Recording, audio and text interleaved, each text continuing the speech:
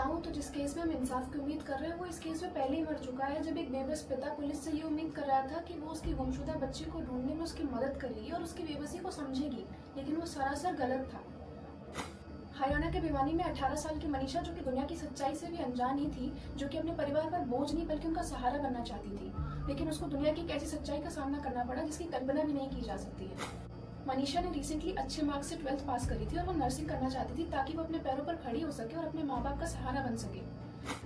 लेकिन मनीषा के पिता संजय दूर मजदूरी कर जैसे तैसे अपना घर चला रहे थे और मनीषा नहीं चाहती थी कि उसकी पढ़ाई का बोझ उन पर आए, इसलिए उसने पास के प्ले स्कूल में टीचिंग करना स्टार्ट कर दिया था। 11 अगस्त का वो दिन जब मनीषा ने अपने सपनों के लिए पहला कदम उठाने की सोची।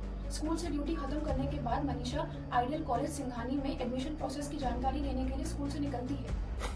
1:58 पर स्कूल से निकलते हुए और 2:15 पर सड़क पर चलते हुए सीसीटीवी फुटेज में आई मनीषा की वो आखिरी निशानी थी।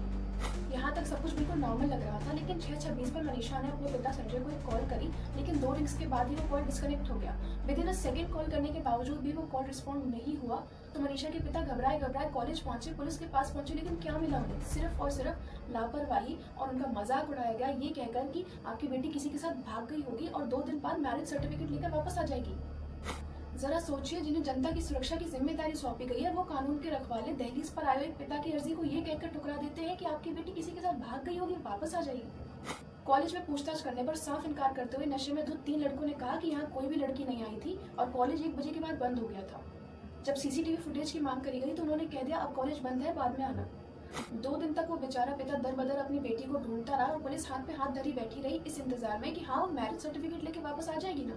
लेकिन फिर एक ऐसी डरावनी हकीकत सामने आई जिसे ना आप एक्सेप्ट करना चाहेंगे और ना मैं। खेतों से गुजरते हुए एक आदमी को एक बेजान शरीर पड़ा दिखा जिसका सर भी उससे जुदा था। वो खेतों के बीचों बीच पड़ी हुई थी। जिस हालत में वो मिली उसे शब्दों में बयान कर पाना ही मुश्किल है। सर धड़ से अलग, चेहरे पर तेजाब पड़ा हुआ है और शरीर से हिस्से गायब है। जिस पेन को हम इमेजिन भी नहीं कर सकते वो उस बेचारी को सहना पड़ा। अगर पुलिस ने मौके पर स्ट्रिक्ट एक्शंस लिए होते तो शायद वो मासूम बच्ची उस हैवानियत का शिकार बनने से बच जाती।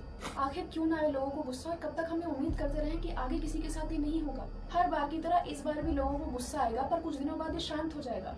हर बार की तरह लोग सड़कों पे उतरेंगे, मार्चेस करेंगे और नारे लगाएंगे। लेकिन वो सिस्टम जो पावर लिए बैठा है वो तब तो हाथ पर हाथ धरे बैठा रहा जब उस बच्ची को ढूंढा जाना चाहिए था। आज उनका सस्पेंशन करवा देना, उनका ट्रांसफर करवा देना वही झूठी तसल्ली है जो सिस्टम अपनी खामियां छुपाने के लिए हर बार देता आया है। I request you guys, please stand for Manisha and bring the justice to the table, because हर बार ऐसे खड़े होकर कैंडल दिखाने से हमें जस्टिस नहीं मिलेगा, किसी मनीषा को जस्टिस नहीं मिलेगा, और हो सकता है अगली मनीषा कोई भी हो।